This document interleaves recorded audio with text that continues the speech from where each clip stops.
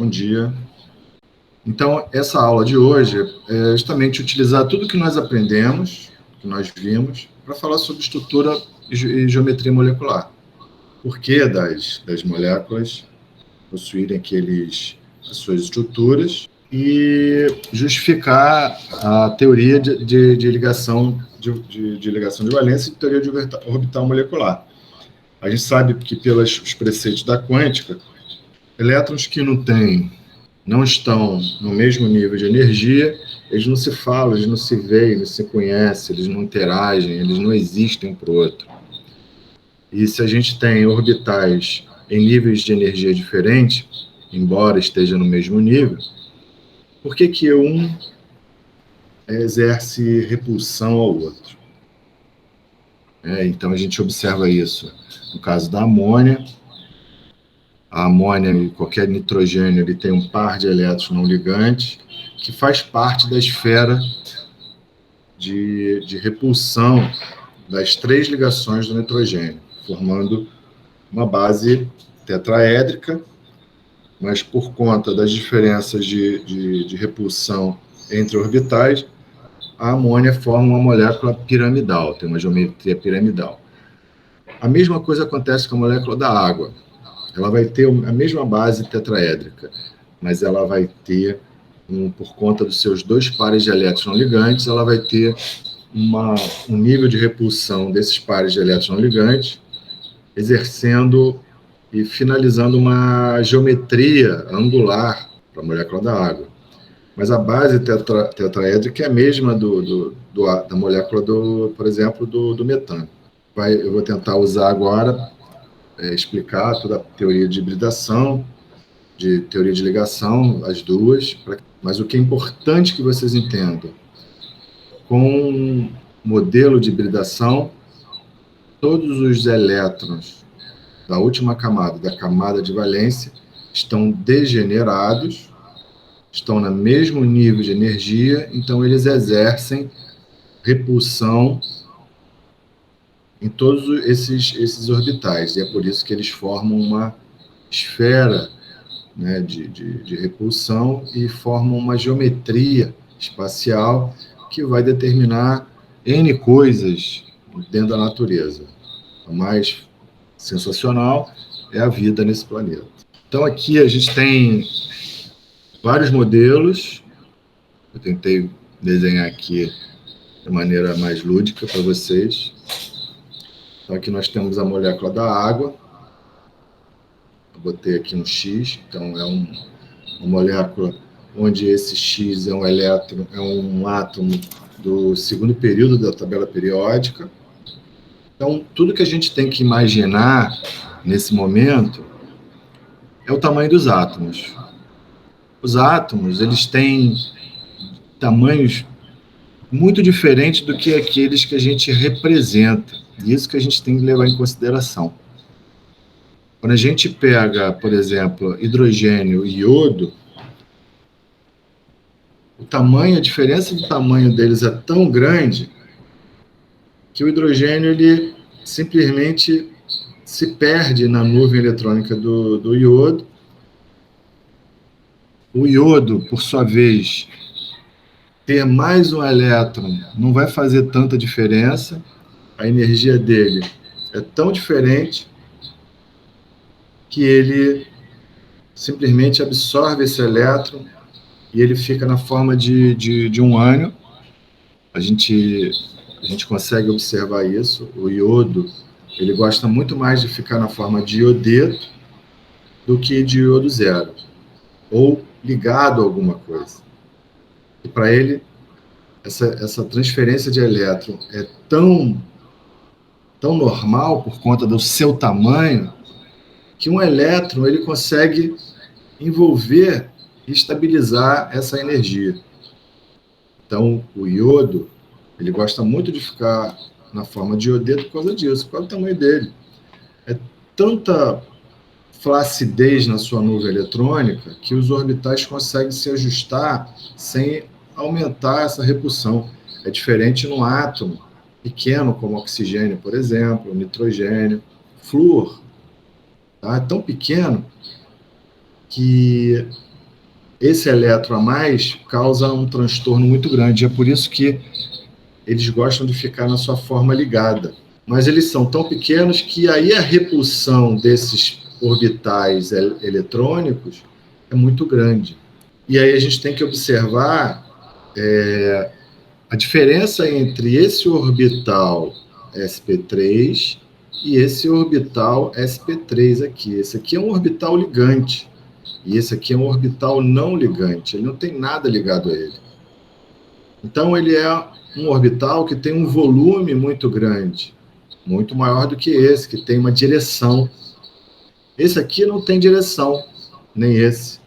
Então eles ocupam um espaço no seu redor muito maior do que esse aqui. O que acarreta isso?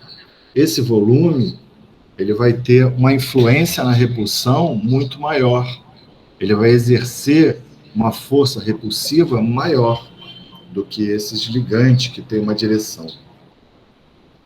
Como eles têm uma simetria muito maior, eles vão exercer esse poder de repulsão bem maior. Assim, o que acontece? Quando a gente tem um átomo, como no carbono, com todos os orbitais ligantes, a gente vai ter um ângulo de repulsão de 109,28 graus. 109 graus e 28 minutos. Essa repulsão é a repulsão máxima, já que eu tenho aqui os 4 substituintes idênticos. Quando a gente coloca um par de elétrons não ligantes, tá? Essa repulsão, esse ângulo aqui, na realidade, é aqui, tá? Esse ângulo aqui, ó, que é o de 107 graus. Esse ângulo aqui, que é o de 107 graus. Então, o que acontece? Que esse par de elétrons, por ele ter um volume muito maior, ele vai exercer uma repulsão nesses orbitais ligantes maiores. E aí, o que acontece? Eles ficam mais fechados. Ó, o ângulo aqui é de 107 graus. Quando eu coloco 2 orbitais não ligantes, olha como esse ângulo diminui a beça. Então, a água ela vai ter um orbital, um ângulo orbitalar entre os 2 hidrogênios de 104 graus, que é causado por quem? Pelos 2 pares de elétrons não ligantes.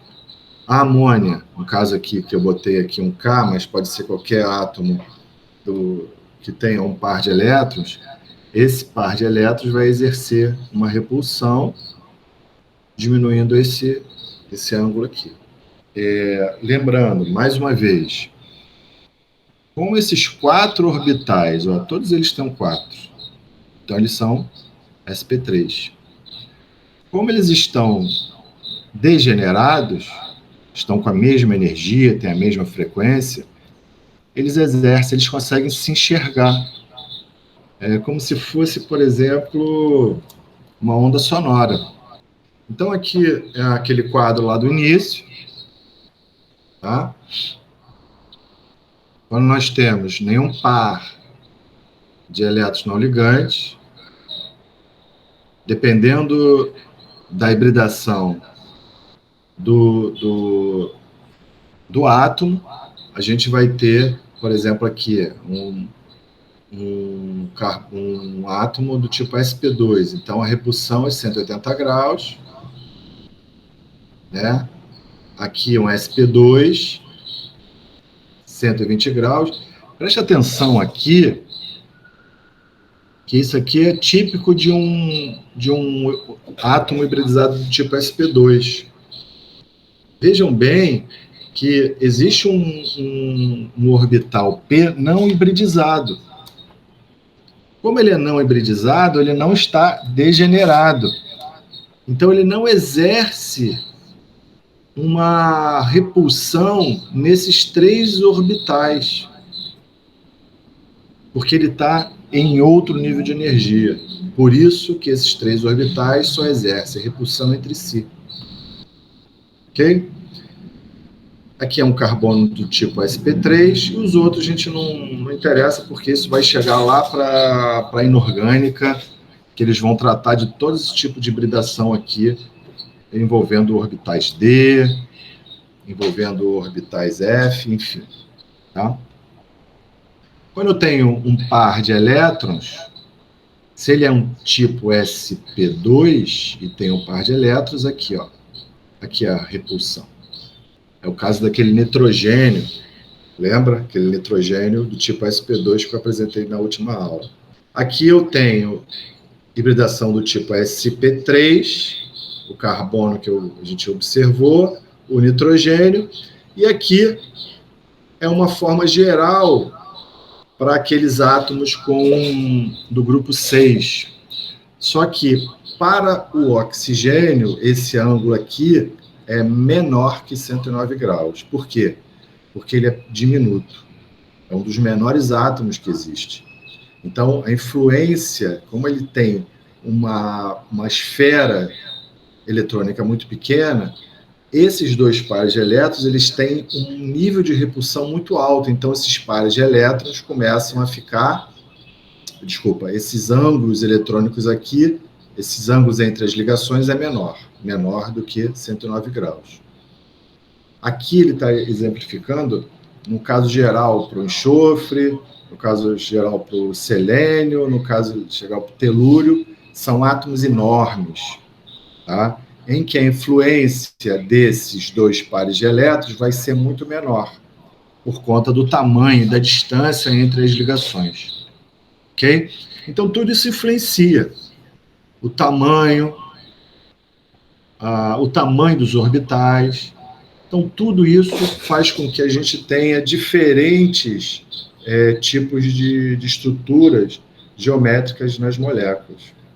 Esse exemplo aqui que a pessoa colocou, peguei esse quadro da internet, muito bonito, a gente olha, e aí mais especificamente para os exemplos, tanto do metano, da água e da amônia. Então, a gente tem aqui, no caso de orbitais ligantes e não ligantes, eu tenho aqui o exemplo de orbital ligante, a ligação CH, e orbitais não ligantes, que são esses pares de elétrons livres, que tanto acontece na água como na amônia. Então, a gente vai ter a base geral dessas três moléculas é tetraédrica, só que pela simetria do metano, ele é um tetraedro regular, e na água e na amônia é um tetraedro irregular. No caso da amônia, é uma piramidal, e no caso da água é angular. E aí a gente cria uma ordem, né, de repulsão. Então, se eu tenho uma ordem de repulsão, seria um par de repulsão. Então, a maior repulsão que existe é entre os dois pares de elétrons não ligantes. Então, o ângulo que existe entre esses dois ângulos, entre esses dois orbitais, é muito maior do que 109. Eles se repelem muito. Então, quando eles se repelem, eles acabam achatando esse ângulo. Ok? Depois, a repulsão do tipo não ligante e ligante, né? Não ligante e ligante. E, por último, ligante e ligante. Por isso que você observa esse ângulo aqui, o ângulo menor, esses ângulos aqui menores na geometria espacial dessas três moléculas. Então, esse quadrinho aqui, essa ordem de repulsão, ela é muito interessante da gente lembrar. Por quê? Porque vai determinar a ordem, a geometria espacial das moléculas. Então, por que o par não ligante ele é muito repulsivo? Porque o volume dele é enorme. Ele é mais esférico, ele é menos direcional. Então, ele ocupa um espaço, um volume maior. O ligante não, ele é direcional, ó, ele tem uma direção. Então, ele atua entre os dois núcleos. E ao mesmo tempo, ele vai ter uma energia muito menor. Então, o ligante é uma repulsão alta, por isso eles têm um ângulo maior. Depois, uma repulsão não ligante, o ângulo aqui é muito maior. e o ligante, que o ângulo é menor. E aí eu coloquei aqui os exercícios para vocês fazerem. Por que desse ângulo aqui ser menor do que esse? É interessante a gente observar que tanto flúor como hidrogênio eles têm o mesmo, quase o mesmo volume. E por que eles se repelem?